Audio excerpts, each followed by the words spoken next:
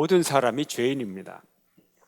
사도 바울은 로마서에서 모든 사람이 죄인이라는 논증을 펴며 죄악의 목록을 이렇게 열거하고 있습니다. 로마서 1장 29절 31절 함께 읽겠습니다. 시작. 곧 모든 불의, 추악, 탐욕, 악의가 가득한 자요, 시기, 살인, 분쟁, 사기, 악독이 가득한 자요, 수군수군하는 자요, 비방하는 자요, 하나님께서 미워하시는 자요, 능욕하는 자요, 교만한 자요, 자랑하는 자요, 악을 도모하는 자요, 부모를 거역하는 자요, 우매한 자요, 배약하는 자요, 무정한 자요, 무자비한 자라. 아멘. 이 죄악의 목록에 하나라도 걸리지 않는 사람은 없을 것입니다. 모든 죄악은 하나라도 위반을 하면 죄인이 되는 거죠. 그러나 오늘 본문 시편의 저자 다윗은 논쟁하지도 않고 논증하지도 않고 죄인임을 부인하지도 않고 부정하지도 않고 죄인임을 고백합니다. 시인합니다. 이렇게 다윗처럼 자기의 죄를 고백하는 사람이 복이 있습니다. 시인하는 사람이 복이 있습니다. 인정하는 사람이 복이 있습니다. 죄를 시인하는 여러분 되시기를 축원합니다. 그래서 다윗은 나는 항상 죄인이다 이렇게 고백을 합니다. 오늘 본문 3절 함께 읽겠습니다. 시작. 무릇 나는 내 죄가를 아오니 내 죄가 항상 내 앞에 있나이다 이렇게 고백을 했어요. 내 죄가 항상 내 앞에 있다. 무슨 뜻인가요? 그의 마음속에 찾아오는 죄책감과 죄의식을 떨쳐버릴 수가 없다는 거예요. 그래서 뼈 아픈, 뼈가 부러지는 그런 고통을 당하고 있습니다. 모든 죄인은 자기의 죄책감과 죄의식으로부터 자유할 수가 없어요. 그리고 자기가 지은 죄를 다 알고 있어요. 그래서 그 죄의 중함과 중벌을 너무 잘 알고 있어요. 그래서 죄인들은 자기를 합리화하죠. 자기를 합리화해요. 유전무죄, 무전유죄, 사회가 그렇다. 또 자기를 속이기까지 하고요.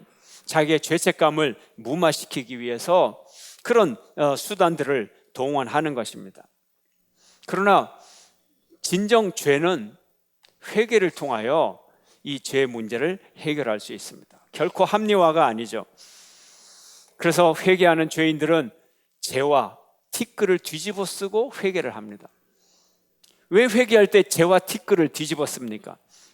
죄 지은 인간 자기가 이 죄처럼 티끌처럼 보잘것없는 존재라고 하는 자기 비하와 겸손의 상징 행위로 나타내는 겁니다.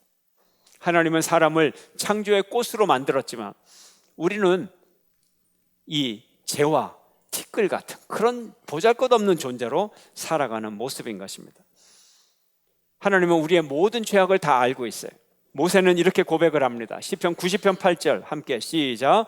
주께서 우리의 죄악을 주의 앞에 놓으시며 우리의 은밀한 죄를 주의 얼굴빛 가운데 두셨사오니. 우리의 모든 죄악과 우리의 모든 죄가 은밀하게 비밀인 것 같아도 하나님의 얼굴빛, 하나님의 눈동자 앞에 다 하나님은 보고 계신다는 거예요. 그러고는 하나님이 그냥 보고 계시는 것이 아니라 우리 인간이 지은 죄에 대해서, 우리 각자가 지은 죄에 대해서 하나님이 분노하고 계신다는 거예요. 하나님이 다 알고 계시고 하나님이 우리의 죄악을 분노하고 계시는 거예요. 하나님의 그 분노를 피할 길이 없는 거예요. 이걸 알아야 되는 거예요. 근데 하나님은 어떤 분입니까? 하나님이 한번 화를 내면 우리 인생은 먼지처럼 훅 날아가 버리는 인생이라는 거예요. 우리 인생이 그런 인생이라는 거예요. 티끌과 먼지 같은 존재라는 거예요.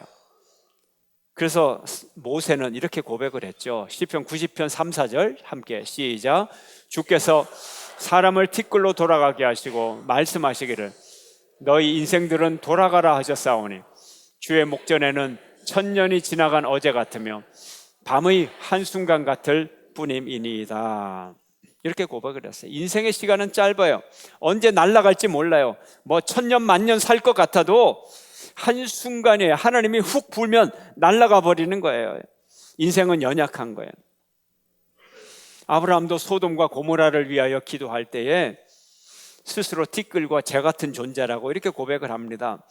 창세기 18장 27절에 아브라함이 대답하여 이르되 나는 티끌이나 재와 같사오나 감히 주께 아뢰나이다. 하나님 앞에 나갈 때 우리는 이렇게 고백할 수밖에 없는 거예요. 하나님 앞에 서는 순간 우리의 영혼이 다 들여다 보이고 우리 인생이 다 들여다 보여요. 하나님 앞에 나갈 때 우리는 하나님이라고 하는 우리 인생의 거울 앞에 서는 거예요. 사람들은 다 나름 자부심을 가진 사람들도 있어요.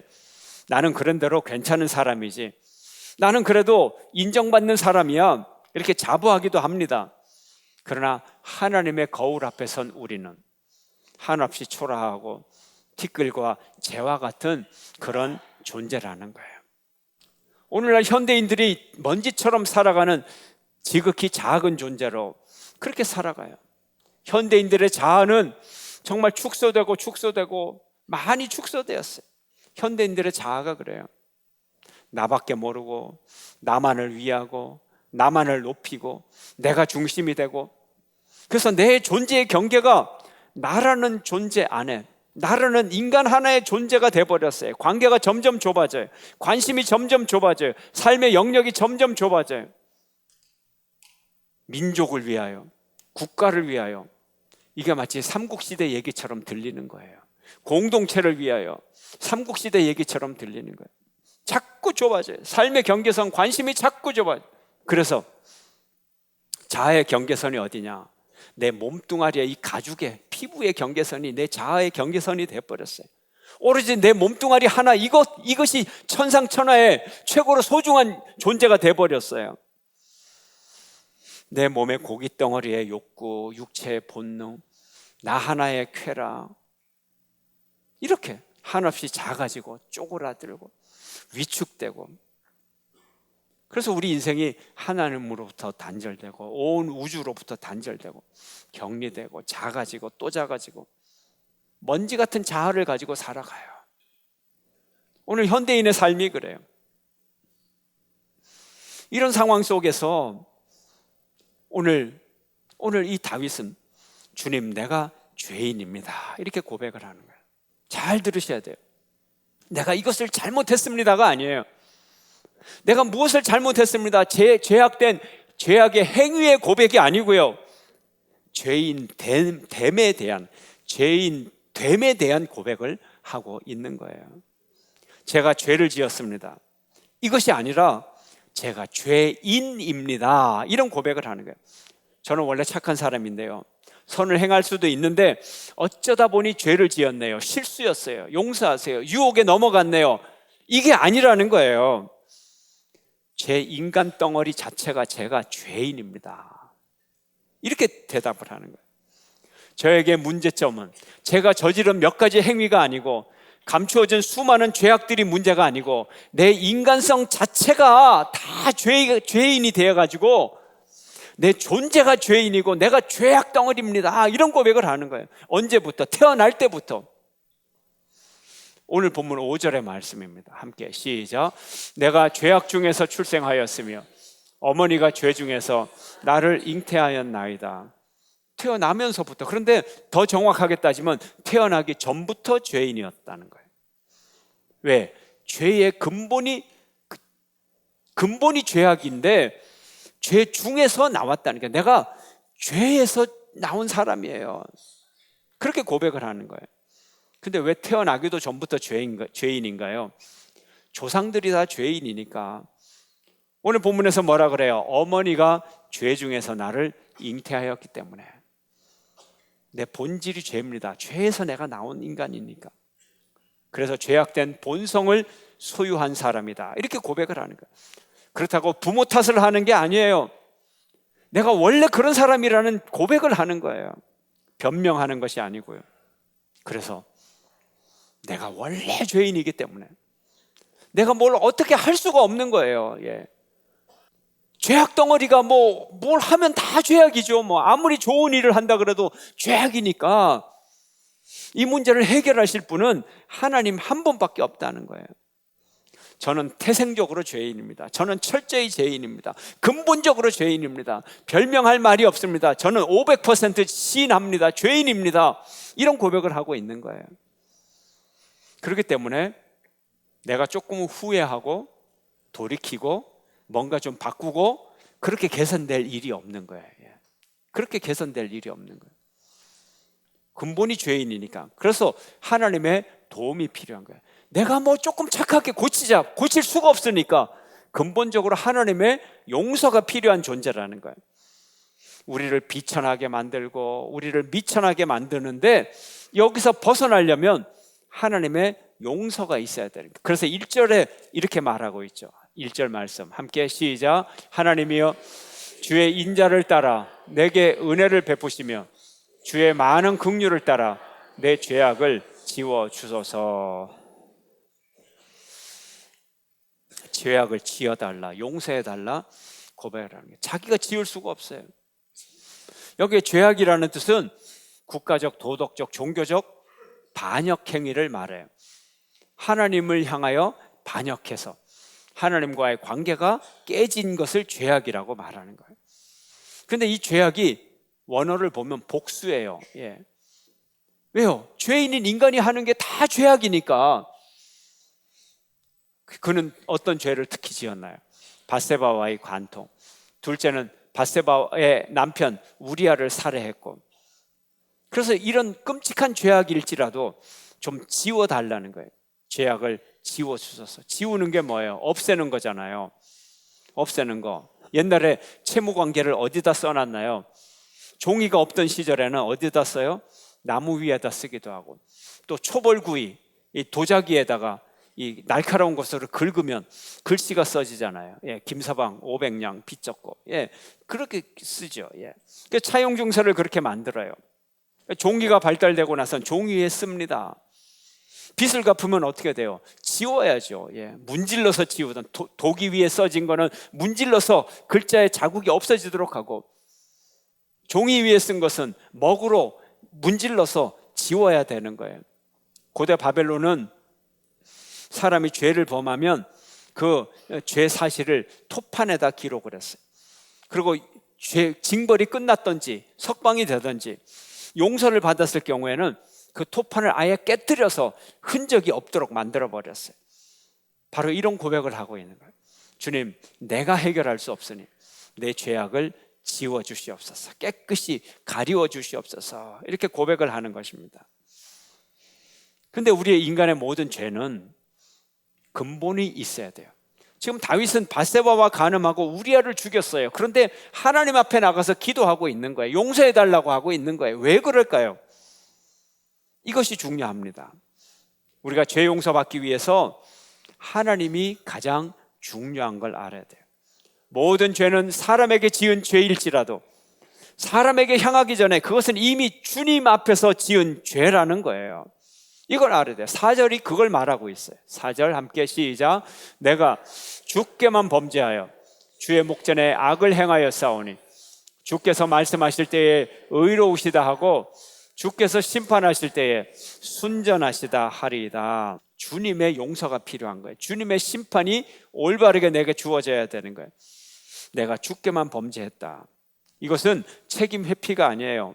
사람에게 잘못해놓고 하나님 앞에 제사 드렸다고 책임을 회피하고 그러려고 이런 얘기를 하는 게 아니에요. 모든 문제의 근원과 해결은 하나님 앞에 달려있다. 이것을 고백하는 거예요. 하나님이 가장 중요하다는 것을 고백하는 거예요. 고백하는 거예요. 그러므로 하나님으로부터 그 어떤 징벌을 받아도 다 달게 받겠다고 고백하고 있는 거예요. 그렇게 고백하고 있는 거예요. 우리가 세상에서 사람을 향한 죄악이죠. 하나님 앞에 직접 지을 수 있는 죄가 그렇게 많겠어요? 얼마나 많겠어요? 대부분의 죄는 다 사람에게 짓는 죄잖아요. 요셉이 보디발 장군의 아내의 유혹을 뿌리치면서 이 말을 했어요. 창세기 39장 9절 함께 시작. 이 집에는 나보다 큰 이가 없으며 주인이 아무것도 내게 금하지 아니하였어도 금한 것은 당신뿐이니 당신은 그의 아내임이라. 그런즉 내가 어찌 이 큰 악을 행하여 하나님께 죄를 지으리까. 지금 아내가 유혹하는데 누구에게 죄를 짓는다 그래요? 하나님께 죄를 지으리까. 이렇게 고백을 하는 거예요. 이웃에 대한 범죄가 곧 하나님에 대한 범죄. 왜요? 우리의 이웃은 하나님의 형상으로 말미암아 창조된 이웃인데 그에게 피해를 준 것은 바로 하나님을 모독한 거예요. 하나님을 향한 범죄인 것입니다. 나는 본래부터 죄악 덩어리고 내 모든 죄는 하나님으로부터 용서함을 받을 수 있다면 우리가 하나님께 나가야 되는 거예요. 우리가 하나님께 나가야 돼요. 나는 주께 범죄하였고 나의 주님이 내 모든 죄악의 문제를 해결해 주실 수 있는 거예요. 근데 하나님 앞에 나가기 전에 사람들은 세상에 도취되어 있죠. 세상 일에 취해서, 세상 일에 배불러서 하나님을 갈망하지 않았어요.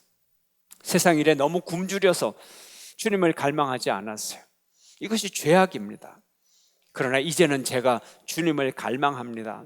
주님으로 말미암아 배가 고픕니다. 이런 고백을 이제 다윗이 하고 있는 것입니다. 내가 죄 때문에 너무 많은 고통이 있어서 하나님 앞에 나가 주님을 갈망합니다. 17절 말씀 함께 읽습니다. 시작. 하나님께서 구하시는 제사는 상한 심령이라.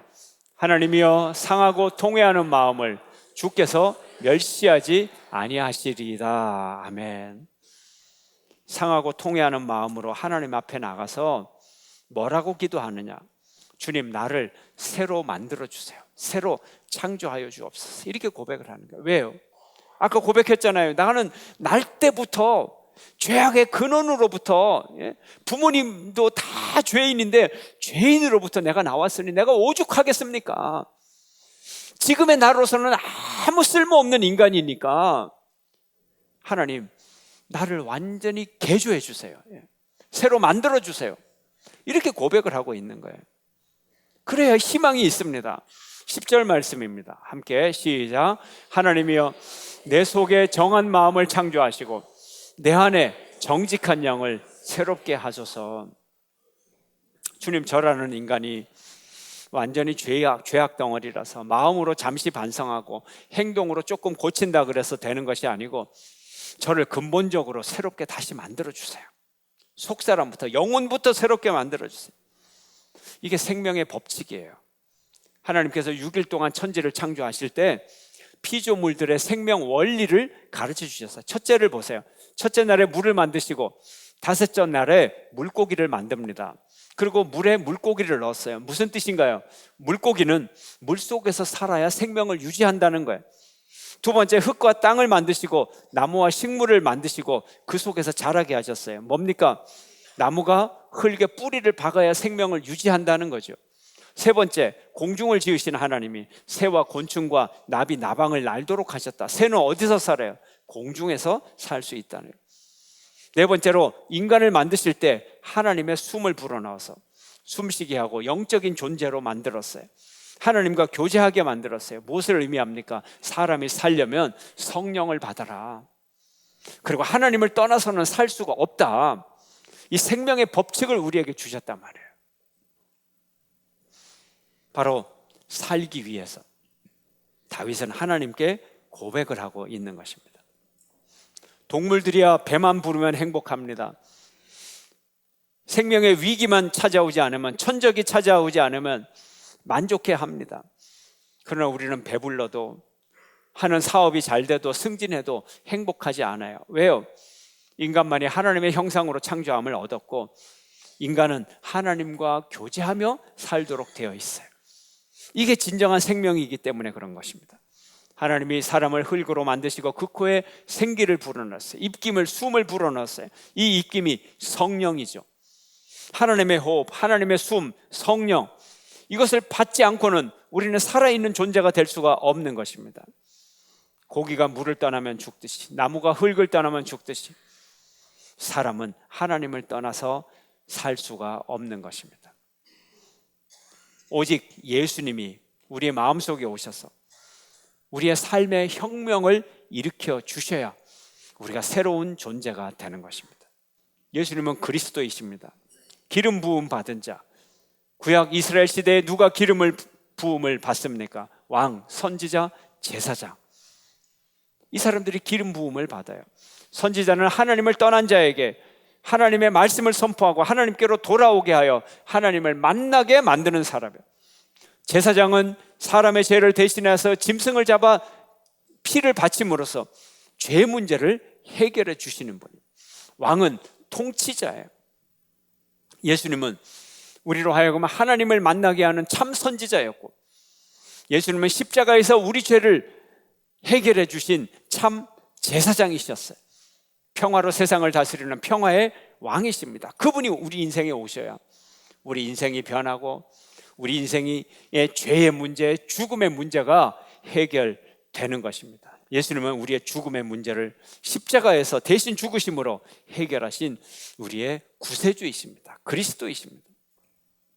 우리에게는 주님이 필요합니다. 날마다 우리가 주님을 외쳐야 돼요. 특별히 사순절을 지나면서 주님이 필요합니다.